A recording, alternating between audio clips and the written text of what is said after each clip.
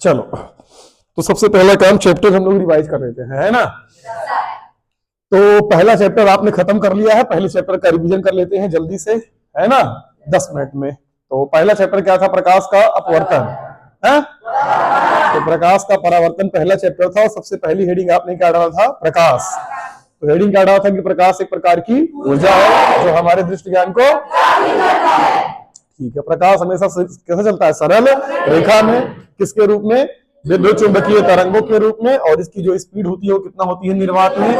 3 × 10⁸ metre प्रति second. ये निर्वात में प्रकाश की चाल होती है। इतना क्लियर है? इसके बाद फिर आप सभी लोगों ने क्या समझा था कि दीप्त वस्तुएं और अदीप्त वस्तुएं, जो सन के प्रकाश से प्रकाशित होने क्या बोलेंगे? दीप्त वस्तुएं। जैसे एग्जांपल में बल्ब, लालटेन, मोमबत्ती, अगरबत्ती, सब जो भी है, ठीक है ना। सूर्य, ये सब कैसी वस्तुएं हैं? दीप्त। और जो दूसरों के प्रकाश से प्रकाशित है उसे क्या बोलेंगे? अदीप्त वस्तुएं। जैसे एग्जांपल में चंद्रमा दीप्त है या अदीप्त है? अदीप्त है, क्योंकि चंद्रमा खुद के प्रकाश से प्रकाशित नहीं है, वो सूर्य के प्रकाश से प्रकाशित है। बाकी हम तुम, लकड़ी, मर्जी, जो भी है, कुर्सी, टेबल, पेन, सब ये कैसे हैं? अदीप्त। बात समझ आ रहा है ना? कॉन्सेप्ट को समझना है। उसके बाद आपने बताया था प्रकाशिक माध्यम, ऐसा माध्यम जिसमें प्रकाश गमन कर सके उसे हम प्रकाशिक माध्यम कहते हैं, और ऐसा माध्यम जिसमें प्रकाश गमन न कर सके उसे हम क्या कहते हैं? अप्रकाशिक माध्यम। जैसे एग्जांपल में ईटा, उटा अप्रकाशिक माध्यम है। ईट में आप सोचो, अगर ईट में प्रकाश चल रहा होता, मिट्टी में प्रकाश चल रहा होता, पत्थर में प्रकाश चल रहा होता, तो अपने घर में उजाला करते, पड़ोसी घर में उजाला रहता। तब बड़ी समस्या आ जाती ना। तब तो धूप अंदर आती, घर के आपके दीवार छेद के आती, तो बड़ी समस्या हो जाती। तो प्रकाश हर माध्यम में नहीं चलता। जिस माध्यम में चलता है वो कैसा है? प्रकाशिक। अब प्रकाश के चलने या न चलने के आधार पर हमने प्रकाशिक माध्यम को 3 भागों में बांटा था। पहला था पारदर्शी, फिर क्या था? पारभासक, और फिर क्या था? अपारदर्शी। ठीक है। पारदर्शी का मतलब यह था कि जिससे प्रकाश का अधिकांश भाग आर पार निकल जाए। अधिकांश मतलब आधे से ज्यादा। और पारभासक का मतलब है जिससे प्रकाश का आंशिक भाग निकले, और अपारदर्शी का मतलब जिससे प्रकाश का कोई भी भाग बिल्कुल आर पार। रिकॉर्ड हिस्से आज तक कोई ये क्वेश्चन नहीं पूछा है पेपर में, तब तक पढ़े। ठीक है ना। तो ये बस पढ़ क्यों रहे? क्योंकि ये फॉर्मेलिटी है, चैप्टर की फॉर्मेलिटी। आपने इतना पढ़ा है, ये आपका प्राइमरी है। जैसे छोटा बड़ा अगर आपको नहीं आता तो आप नाम नहीं लिख सकते। इसलिए अगर चैप्टर की बेसिक हेडिंग आपको नहीं आती तो चैप्टर का आपको ज्ञान नहीं होगा। ठीक है ना। तो इसलिए आपको ये पढ़ना जरूरी है। तो आपने क्या समझा कि जैसे अगर आपसे कह दे कि हम एक कांच, तो कांच एक कैसा माध्यम है? पारदर्शी। ठीक है। पानी कैसा माध्यम है? पारदर्शी। हवा, निर्वात, ये सब कैसे माध्यम है? पारदर्शी। बताइए, घिसा हुआ कांच क्या है? पारभासक है। गंदा जल क्या है? पारभासक है। तेल में भीगा हुआ कागज क्या है? पारभासक। ठीक है इतना। इसी प्रकार अगर हम कहते हैं लकड़ी, लोहा, एल्युमिनियम, ठीक है ना, ईंटा, पत्थर, ये सब क्या है? अपारदर्शी। इतना क्लियर है? फिर हेडिंग आ था प्रकाश की किरण। याद है? प्रकाश की किरण क्या थी बताइए? एक बिंदु से दूसरे बिंदु पर प्रकाश जिस ऋजुरेखी पथ पर गमन करता है उसे प्रकाश की किरण कहते हैं। याद है ना? प्रकाश एक बिंदु से दूसरे बिंदु पर जिस ऋजुरेखी पथ पर गमन करता है उसे प्रकाश की, मैंने बताया था। और प्रकाश किरणों के समूह को क्या कहते हैं? प्रकाश किरण। ठीक है। फिर आपने बताया कितने प्रकार की होती है? 3। पहला अपसारी। अपसारी मतलब फैल जाए। अभिसारी एक बिंदु पर जाए। और एक क्या थी? समांतर। अपसारी मतलब यहां से निकलकर ऐसे प्रकाश किरणें फैल रही हैं, इसे हम बोलेंगे अपसारी। ढेर सारी प्रकाश किरणें आके एक बिंदु पर अगर मिल जाए उसे क्या बोलेंगे? अभिसारी। सब एक समान हम करते हो तो क्या बोलेंगे? समांतर। याद आया? फिर हमने बताया था कि इसमें प्रतिबिंब बनेगा। प्रतिबिंब कैसे बनेगा? किसी बिंदु से चलने वाली प्रकाश की दर्पण से परावर्तन के जिस दूसरे बिंदु पर काटेगी या काटती हुई उस दूसरे बिंदु को पहले बिंदु वस्तु का, यह अपवर्तन के पश्चात भी लिख सकते हैं, पर चैप्टर हमारा प्रकाश का परावर्तन था इसलिए हमने परावर्तन वाला बताया। ठीक है ना। और प्रतिबिंब इस आधार पर कितने प्रकार का होगा? 2। एक वास्तविक और एक, अगर वास्तव में काटे तो वास्तविक प्रतिबिंब, और परावर्तन के पश्चात काटते हुए प्रतीत हो तो आभासी प्रतिबिंब। बात समझ आया? यहाँ से एक शब्द आया परावर्तन। तो प्रकाश का परावर्तन क्या था? तो मैंने बताया था 2 प्रकार का था। एक रेगुलर परावर्तन था और एक डिफ्यूज था। याद है ना? रेगुलर मतलब नियमित सतह से होगा, जैसे एकदम प्लेन सतह होगी या ऐसे कर्व में सतह होगी। अगला आपने बताया था डिफ्यूज, ऊबड़ खाबड़ सतह से अगर परावर्तन होगा।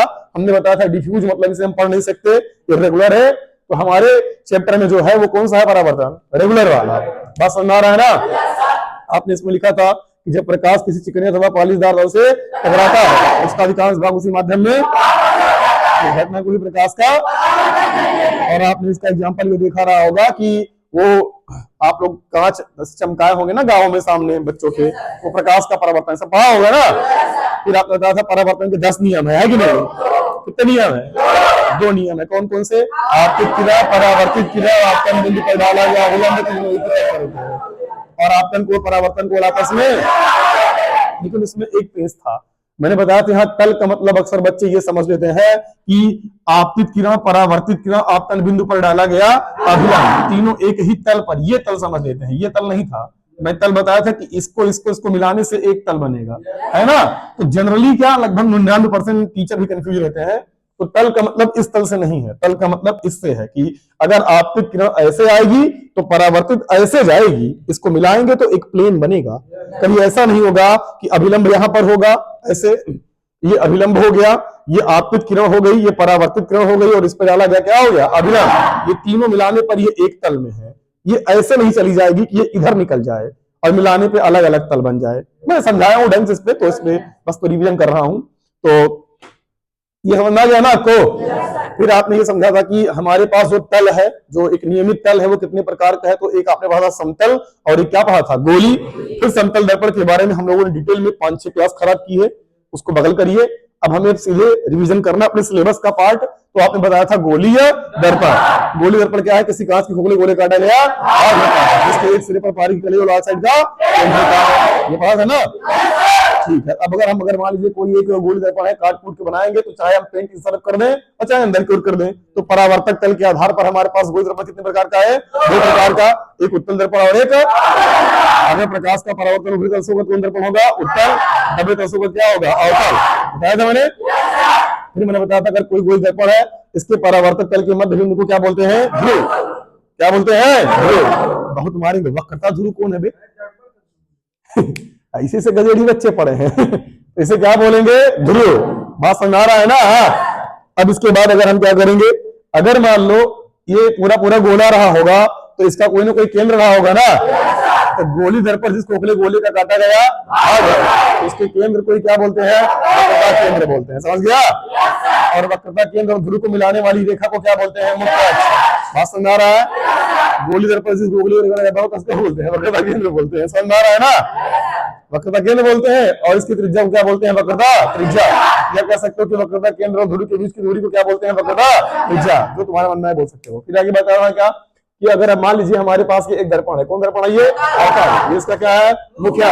ये क्या है? ध्रुव। मैंने बताया था मुख्य अक्ष के समांतर आने वाली प्रकाश की दर्पण से परावर्तन के मुख्य अक्ष के जिस बिंदु से होकर जाती है अथवा आती हुई प्रतीत, मतलब ये वाला केस था। क्यों कैसे मैं बता चुका हूँ।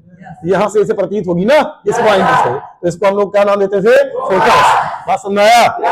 तो मुख्य अक्ष के समांतर आने वाली प्रकाश की दर्पण से परावर्तन के पश्चात मुख्य अक्ष के जिस बिंदु से होकर और जिस बिंदु से आती हुई उसे दर्पण का मुख्य फोकस कहते हैं या फोकस कहते हैं। क्लियर है ना? और फोकस और ध्रुव के बीच की दूरी को फोकस, और फोकस से गुजरने वाला और मुख्य अक्ष के लंबवत तल को क्या बोलते हैं? फोकस। फिर आपने बताया था कि फोकस दूरी और वक्रता त्रिज्या में संबंध यह बराबर r/2। याद है? काफी आसान प्रूफ था। एक बार मैं झटके में 30 सेकंड में रिवाइज कर देता हूं आपको, ठीक है? क्योंकि अगर आप इसका चित्र आ गया मतलब सब कुछ आ गया। देखिएगा मैंने कैसे बताया था, इसको ध्यान से देखिएगा। इसका मैंने शॉर्टकट और लॉन्ग कट दोनों बताया था। हाँ मुझे याद है। तो ये बताया है, देखो जैसे ये था, तो ये एक उत्तल दर्पण है, क्या कहते हो? अच्छा उत्तल दर्पण है क्या? क्या करें, उम्र है ना, भूल जाते हैं। यहाँ पर क्या है? वक्रता। यहाँ पर क्या है? फोकस। बात समझ आ रही है? एक प्रकाश का मुख्य अक्ष के इस पर हमने क्या डाला? अभिलंब। कहां से आएगा? फोकस। कितने कोई दिक्कत? आपतित किरण, परावर्तित किरण आपतन में डाला गया अभिलंब, तीनों एक ही। अब बताओ आपतन को परावर्तन को आपस में क्या होगा? अगर ये थीटा तो ये भी कितना होगा, और ये थीटा तो ये भी कितना होगा? मेरे मामला क्या क्या फूका है? क्या फूका है? कहां का फूका है? अबे ये थीटा तो ये भी थीटा होगा ना। पहले 2 रेखाएं समांतर तीसरी रेखा काटेंगे तो ये कोण आपस में क्या होगा? तो ध्यान देना, जो पुराने और बुजुर्ग लोग बैठे हैं वो होश में रहें। मैं उनको यहाँ आगे लाइन काला पकड़ बढ़ के गिराक मारेंगे, उसके बाद उसका वीडियो डालेंगे ऑनलाइन, पूरा आगे रिश्ता तुम्हारा साले नहीं होगा शादी विवाह का। सब ये वीडियो वायरल कर देंगे, कहेंगे हाई स्कूल ठोका करा बल है, पागल कहीं के। वो तो ये ठीठा करा ही टू ठीठा होगा नसड़ियो, ये टू ठीठा होता है। और वो भी तब ये सब करते हैं जब शॉर्टकट वाली डिजीज निकालते हैं तब। भाई रिवाइज कर रहे हैं, रिवाइज करने दो यार, तुम सब हम समझ रहे हो ना। हाँ बस बात यही कुल मिला के, याद इतना याद कराने के बाद ये हाल है। कंट्रोल इसीलिए मैंने वेलकम देखी थी। उसमें सीख लिया था एक बात, कंट्रोल मजनू कंट्रोल देखा है ना। बस इसीलिए देखा था, नहीं देखता ना। तो ये ठीठा तो ये भी कितना जाएगा ठीठा। फिर एक बात समझिएगा, मैंने बताया था कि अगर ये कोण और ये कोण आपस में क्या है, तो इसका मतलब त्रिभुज की ये भुजा और ये भुजा आपस में क्या होगी, ये दर्पण के ध्रुव के क्या चला आएगा, तो ये भुजा आपस में क्या हो जाएगी, तो ये भुजा इसके बराबर, ये भुजा, इसका मतलब ये भुजा इसके बराबर, और ये दूरी है, फिर ये भी कितना हो जाएगी, कुल कितना है आर बराबर 2 एफ बराबर आर बाई 2 ना। मुन्ना अगर नहीं आया तो कोई बात नहीं, जाके भाई चलाओ, ठीक है ना। बहुत समझाया, कम से कम इसको 20 से 30 बार मैं बोर्ड पे कर चुका हूं। अगर इतना भी ना आया, मैं पागल हो गया हूं इन सब प्रूफ के चक्कर में। रात में सब सपना आता है अंडमंड, ठीक है ना, पढ़ा पढ़ा के तुम सबको है। ये क्या है बताओ, कौन दर्पण है ये उत्तल दर्पण है। ये इसका क्या है, मार के गिरा देने साले प्रकाश किरण है, मुख्य के समांतर है ना। यहाँ पर इसका क्या पाया जाएगा, वक्रता केंद्र। यहाँ पर क्या पाया जाएगा, फोकस। ये आएगा और यहाँ कहाँ जाएगा था जल्दी, ये फोकस है, फोकस से आती हुई क्या होगी प्रति। इसका क्या है अभिलंब। ये को थीटा दी अभी कितना होगा, और ये थीटा दी अभी कितना होगा, ये थीटा दी अभी कितना होगा। अगर किसी त्रिभुज के दो कोण आपस में क्या हो गए, दोनों भुजा आपस में क्या होगी, ये दर्पण की ध्रुव कहाँ चला आएगा, ये भुजा इसके क्या हो जाएगी, ये इसके बराबर, ये इसके बराबर, मतलब ये इसके बराबर। ये कितना है, ये कितना होगा, ये कितना था आर बराबर, ये बराबर। ऐसे भी कुछ छोड़ो भी जाने दो, क्या दिक्कत है, इतना समझ आ गया ना। ठीक है, आज बस रिवीजन होगा। प्रतिबिंब खींचने का नियम मैंने बताया था, 3 प्रकाश किरणों के रास्ते क्लियर है, क्लियर 4 पेपर, हाई स्कूल में 3 क्लियर है, ठीक है ना। उतने समझो जितना तुम्हारे औकात का है। देख तो है सब भूल भाल गए हो, सब 4-5 दिन में सब तुम लोग स्वाहा कर लेते हो पूरी बात। तो मैंने बताया था कि पहला क्या नियम था, मुख्य अक्ष के समांतर रहने वाले प्रकाश किरण कहाँ जाती है, दरवाजा बदल के कहाँ जाती है, बस ये लिखेंगे। अबे फोकस से होकर जाती है या फोकस से आती हुई, समझ गए ना। दूसरा लिखे थे कि फोकस से जाने वाली या फोकस की ओर जाने वाली प्रकाश किरणें दर्पण से परावर्तन के पश्चात मुख्य अक्ष की क्या हो जाती है, समझ है ना। तो 2 नियम, समांतर वाली, फोकस से, फोकस वाली, और तीसरा बताया था मैंने क्या, वक्रता केंद्र से जाने वाली दर्पण से टकराएगी, टकराएगी अपने मार्ग में, या वक्रता केंद्र की ओर जाने वाली जाएगी टकरा के अपने मार्ग में। तो प्रतिबिंब खींचने के लिए कितने नियम, समांतर वाली जाएगी या फोकस से जाती हुई, और दूसरा वाला पॉइंट फोकस की ओर जाने वाली या फोकस से जाने वाली दर्पण से परावर्तन के पश्चात मुख्य अक्ष के। अब इस समांतर वाली फोकस से, फोकस वाली समांतर, और वक्रता केंद्र वाली जाएगी टकरा के अपने मार्ग में। ये 3 नियम खींचा था। इसकी सहायता से हमने प्रतिबिंब खींचने का नियम बताया था, उत्तल दर्पण में अलग, अवतल दर्पण में अलग। चलो बताओ, उत्तल दर्पण में प्रतिबिंब खींचने का कुल कितना नियम था, 2 नकारों 2। अवतल में कितना था, ऐसा क्यों होता है मैंने समझा दिया है कि उत्तल में 2 ही क्यों होता है और अवतल में 6 क्यों है। अवतल में 2 कहे नहीं हो गया, बताया था ना। 6 कंडीशन अपने आप बन गई, रिवीजन करना है बस, रिवीजन। चलो आगे देखो क्या ही कर रहा है? चले तुम यहां मत देखो, तुम यही में देखो, यही पढ़ाई हो जाएगी सब धनाधन। देखो ये एक दर्पण है जिसका नाम है उत्तल दर्पण, क्या कहते हो, ये इसका क्या है, यहाँ पर क्या है, यहाँ पर एक वस्तु हमने कहा रखा, बोल प्रतिबिंब कहाँ बनेगा, एक स्टेप आगे, अनंत वक्रता केंद्र के कहाँ बनेगा, फोकस वक्रता केंद्र के, फिर कहाँ रखेंगे वक्रता, कहाँ बनेगा, जो मैं बताइए। अगर माइक माच, अगर माई मरी यही समझे रहा, जो चुप्पे बैठे हैं सन्नाटे में ना, या तो पढ़े नहीं है तो काहे नहीं पढ़े हो, इतनी बार बताने के बाद। तो जितने लोग गुटखा खा के बैठे हैं और जो ना बताएगा, समझ गया नौकरे, हाँ तो ध्यान दिए रहना। माइक प्यार है कि नहीं उन्हें, यस सर, तो बचाइए फिर उनको। तो वक्रता केंद्र पे है तो प्रतिबिंब कहां बनेगा? वक्रता केंद्र फोकस के कहां बनेगा? अनंत वक्रता केंद्र के बीच में। फिर रखेंगे फोकस पर कहां बनेगा? फिर रखेंगे फोकस और दर्पण के कहां बनेगा? कैसा बनेगा? और ये पांचों कैसे हैं? वास्तविक। पहला वाला बहुत, फिर तो तेज हो तुम लोग, क्या बताएं। ये वाला क्या है? बड़ा छोटा, सीधा उल्टा, आभासी वास्तविक। ये सब के सब कैसे हैं? सब आभासी। क्या कहते हो? अब उल्टा तो पूरे धरती को लोग जानते हैं, वास्तविक है ना। अब एक बात बताओ, यहाँ ये समझना है कि आभासी वाला हमेशा क्या बनता है? समझा गया? और अवतल में आभासी वाला कैसे बनता है? अरे गजेरा बड़ा ना। हाँ, सड़ा नहीं, बड़ा। आगे देखो, ये कौन सा दर्पण है? अवतल। क्या कहते हो? ये क्या है? रेखा। और ये क्या है? यहाँ क्या है? फोकस। यहाँ पर वक्रता के हाँ कहा है? उधर है क्या? भूल जाते हैं वक्रता केंद्र और फोकस। अभी गलत है। फिर कैसे बनेगा? अब कहा बना है? अच्छा, यहाँ फोकस और यहाँ पर क्या है? तेज हो तुम लोग ना, हमारी गलतियां पकड़ ले रहे हो आजकल, तो इतना तेज हो गए हो। अब यहाँ पर अगर क्या है, इतना यार हंस रहे हो, फर्जी गंदा गंदा। तो सुबह सुबह चले आओ बिना नहाए धोए ठंडी में, ठीक है, और सभी मंजन न करके हंस के पड़ोसी परेशान कर रहे हैं। पड़ोसी बेचारा शर्म के मारे ये कह नहीं पा रहा है कि बदबू आ रही, चुप हो जाओ यार, जाने दो। जानते हो, जब शुरू शुरू में कोचिंग पढ़ाना चालू किया था, आज से करोड़ों साल पहले, करोड़ों साल पहले मतलब हाँ, जब धरती का निर्माण हुआ था तब तो जानते हो, क्योंकि तब ताजा ताजा मास्टर था तो अबे ताजा ताजा मतलब आज से 15-16 साल पहले। तो जानते हो ना क्या हुआ कि बच्चे नए नए आते थे तो क्वेश्चन खूब पूछे छुट्टी के बाद, और तब मैं थोड़ा बेशरम नहीं था, तब शर्माता था, तब मैं बोल नहीं पाता था ना, ताजा मास्टर था। तो बच्चे सवाल लेके आए और साले इतने हरामी बच्चे होते हैं, सब बिना ब्रश करके आते थे, ठीक है ना, सुबह सुबह, और लेके सवाल आए, सर सवाल बता दीजिए। अब सवाल सर यहाँ नहीं आया, वहां नहीं आया, भाई साहब सांस रोक के सवाल बतानी पड़ती थी।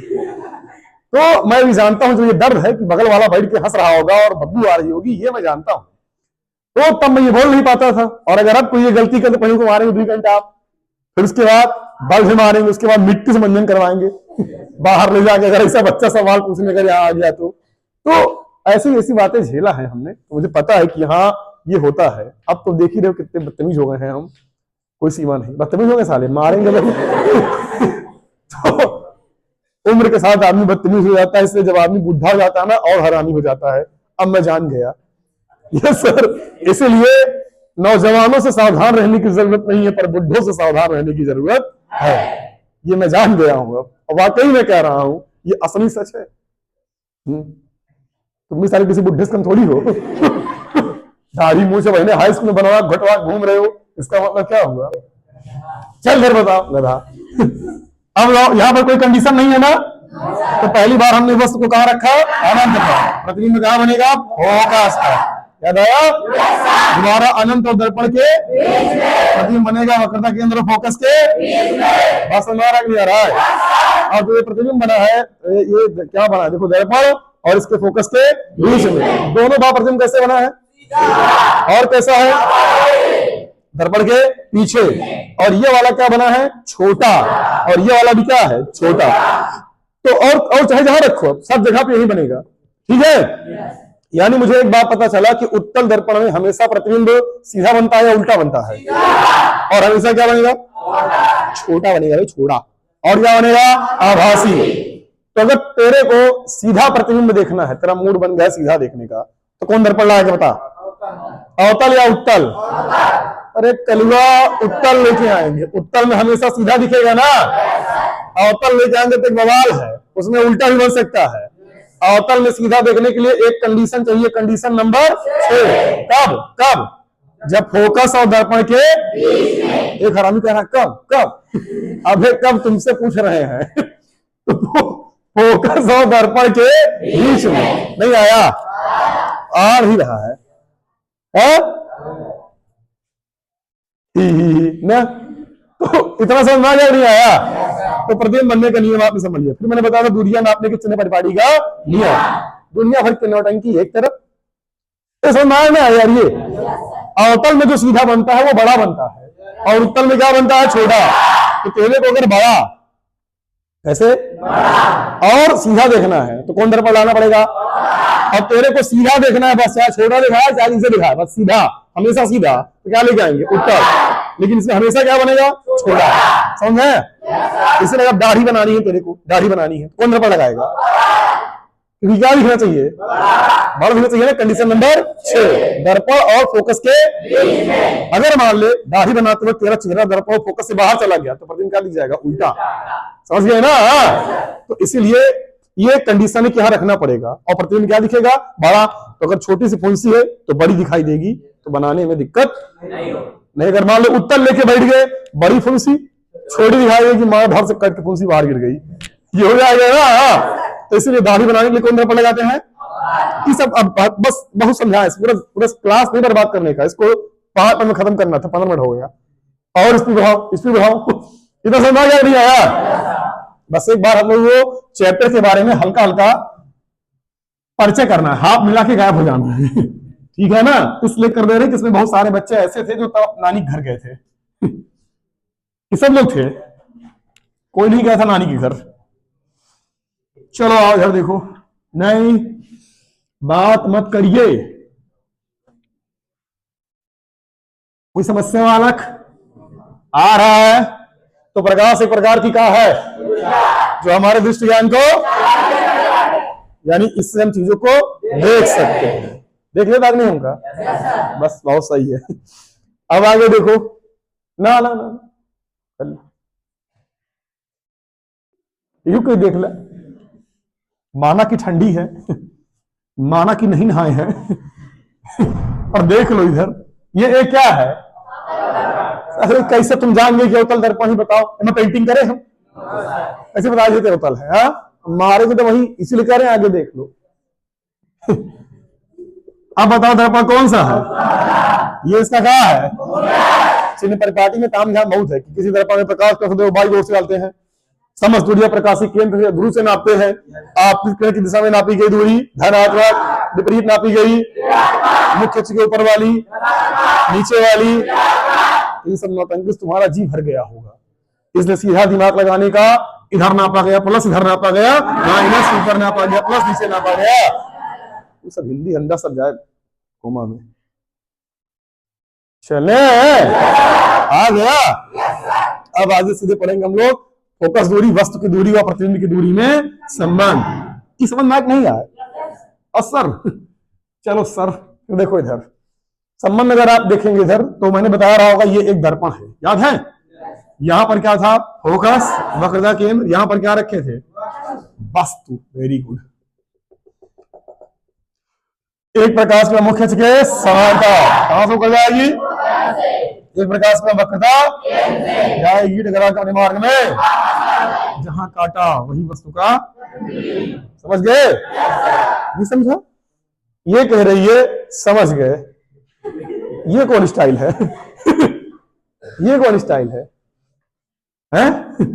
तो ये वस्तु है कहा है? ओ ओ प्रतिबिंब भाई आई आई। यहाँ पर अपन लोगों ने विलंब डाला था, this is the M and this is the P. समझे? फोकस दूरी को यश से, प्रतिबिंब दूरी वी से, पता त्रिज्या आर से, बस दूरी तो क्या यार शर्म आती है तो इसको देख के है? आ रही शर्म? समझ लो नहीं पूछने के बाद ना होता है पर सिर्फ मारा इतना शर्म आने लगी। ये कोड ये कोड आपस में, ये कोड ये कोड आपस में, इससे दोनों त्रिभुज आपस में क्या हो गए? समरूप बना। समरूप है तो संगरूप के बाद आपस में, यानी आप कहेंगे ओ डैश अपान बराबर ओसी अपान समीकरण नंबर। आप थोड़ा स्पीड में समझो, सब लिखेंगे नहीं, सब जमाना गया लिखने वाला। इस दोनों त्रिभुज में देखेंगे, फिर ये कोड आपस में, ये कोड आपस में, दो कोड बराबर संख्या पक्का क्या होगा? इसे दोनों त्रिभुज क्या हो जाएंगे? समरूप है संगरूप के बाद आपस में, यानी इसका लंब दोनों भैया एम, इसका लंब, इसका आधार एफ एन, इसका आधार आई एफ। अभी आया ना? देख एम एन बराबर क्या है? ओ ओ डैश, एम एन बराबर ओ ओ समीकरण नंबर दोनों कर लेते लेफ्ट तो राइट राइट, तो क्या लिखेगा? ओ सी अपान एफ एन अपान, याद आया? एफ से एन तक, ये दर्पण का ध्रुव केंद्र कहां चला है? समीप। तो एन यहां चला जाएगा पी पर, तो एफ एन किसके बराबर हो जाएगा? एफ पी के। अरे यार अब समझ, ओसी, ओसी लिखना है तो पीओ माइनस पीसी, ये तो करेगा ना। फिर लिखना है आईसी, तो पीसी माइनस पीआई, पीएफ हमें मालूम है पहले से ही एफ है, आईएफ तो पीआई माइनस क्या करेंगे? पीएफ। सारा मान रख के धूमधाम से गुणा कराएंगे, आखिर में उत्तर आएगा 1/f बराबर 1/v माइनस की प्लस 1/u। समझे ना? तुमको कहा लगा नहीं लाएंगे, और हाँ कितनी बार पहुंच भैया, इसको भी 7-8 बार कराया था मैंने, बहुत हो गया। इसके बाद ऐसे बना थे अवतल दर्पण, उत्तल दर्पण के लिए भी वहां भी आया था 1/f बराबर 1/v प्लस 1/u। एफ का मतलब, v का मतलब वस्तु की दूरी, और u का मतलब आवर्धन क्षमता। याद आया? प्रतिबिंब की लंबाई और वस्तु की लंबाई के अनुपात को क्या बोलते हैं? रेखीय आवर्धन। याद आया? इसको हल करने पाया था माइनस वी बाई, आभासी प्रतिबिंब के लिए आवर्धन का मान, वास्तविक के लिए आवर्धन का मान। मैं कभी एक वस्तु का 2 गुना बड़ा आभासी प्रतिबिंब बनता है, एम बराबर क्या लिखोगे? +2। मैं कभी एक वस्तु का वास्तविक 2 गुना प्रतिबिंब बनता है, बोलो एम बराबर, ये करेगा ना, 1/4 बनता है 1 बड़ा, 2/3 बनता है 2 बड़ा, कैसे है? बहुत सही। 10 गुना बनता है एम बराबर, 100 गुना बनता है एम बराबर। अगर वास्तविक क्या लगाएंगे? आभासी क्या लगाएंगे? मेरे मान लो बकवास था ये सब, क्या कहते हो? संयुग्मी फोकस किसे कहते हैं? मुख्य अक्ष पर स्थित वे बिंदु जहां पर वस्तु और प्रतिबिंब की स्थिति आपस में बदली जा सके, उसे बोलते हैं संयुग्मी फोकस। ये कहां पाया जाएगा? अवतल दर्पण में। उत्तल में संभव, क्योंकि पीछे बन जाएगा, अगर बाहर रख देंगे तो वहां कहां दिखाएगा? शीशा पीछे का क्या दिखाई? शकल दिखाई का? कौन दिखाई? कहानी खत्म। समझ आया? Very good. इसके बाद फिर आपने बताया था पहचानना, छू के गए, छुए, स्पर्श किए, बीच में गड्ढा लगा, अवतल दर्पण, उठा उठा लगा, उत्तल दर्पण बराबर लगा, समतल दर्पण। समझे हो? छूने पुण्य संवारा लकड़ी लेकर पटरी 2.5 के ऊपर, पटरी बीच में छुए, किनारे किनारे न छुए, उत्तल दर्पण, किनारे किनारे छुए, बीच में छुए, अवतल दर्पण, सब जगह छुए, समतल दर्पण। ये दिखा बाटे, खुदे खड़े जाओ सामने, है ना? अगर हमेशा प्रतिबिंब सीधा और छोटा बने, उत्तल दर्पण कभी बड़ा कभी छोटा, कभी सीधा कभी उल्टा, अवतल दर्पण हमेशा वस्तु के बराबर बने, समतल दर्पण। इस्तेमाल करना था आंख नाक कान डाले सब इलाज करने के लिए कौन दर्पण लगाते हैं? अवतल। टेबल लैंप में क्या लगाते हैं? अवतल। गाड़ी के लैंप में क्या लगाते हैं? अवतल। डॉक्टर साहब अवतल ना, दाढ़ी बनाना है अवतल, सब बता दिए यार। उत्तल दर्पण का इस्तेमाल बहुत कम हुआ करता था स्ट्रीट लैंपों में और ड्राइवर साहब के बगल, अरे गाड़ियों में ड्राइवर के बगल में। समझ आ गया ना? पूरा चैप्टर स्वाहा। कुछ ऐसा जो इसमें आप लोग को ऐसा लगा कि नहीं आता है? अब सवाल पूछेगा, एक दर्पण के सामने एक वस्तु 20 मीटर दूरी पर की जाती है, दर्पण की फोकस दूरी 10 सेंटीमीटर है, बताओ प्रतिबिंब कहां बनेगा? और कोई नहीं कर पाएगा यार इसको। 1/f बराबर 1/u रखेंगे, धूमधाम हल कर देंगे, आ जाएगा। तो बोलो आया? पक्का? तो अगर आप विषय की फोकस क्या है तो बता लेंगे। मुख्य अक्ष के समांतर आने वाले प्रकाश की दर्पण से परावर्तन के जिस बिंदु से मुख्य अक्ष के इस बिंदु से होकर या उसे क्या कहते हैं? आ रहा है ना? जब प्रकाश की किरण किसी चिकने अथवा पालिशदार तल से उसका अधिकांश भाग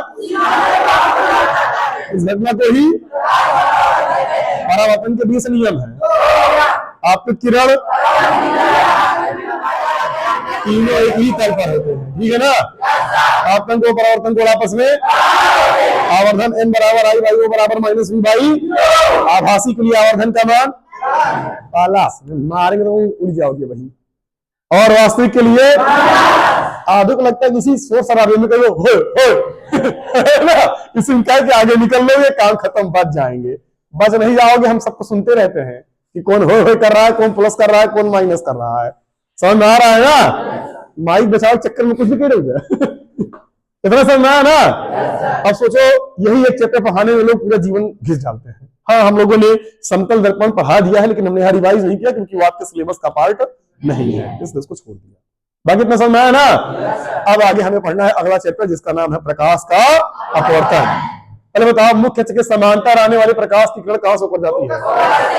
फोकस वाली, और वक्रता केंद्र से जाएगी टकरा अपने मार्ग में। एक बात ये जान लो, जब प्रकाश पे चले धराते होंगे, जब उसे कोई और माध्यम मिलेगा तो ये जान लेना, जैसे माध्यम मिलेगा फट से माध्यम में डाल देना बिना पूछे किसी से। अविलंब डालने के बाद फिर चाहे वो आर पार जाए, चाहे उसका परावर्तन हो, उसका जो नियम है वो करा देंगे, काम बन जाएगा। इतने में कोई दिक्कत? बस दिक्कत है तो खत्म हो गया। अब नया चैप्टर स्टार्ट करते हैं हम लोग अपना।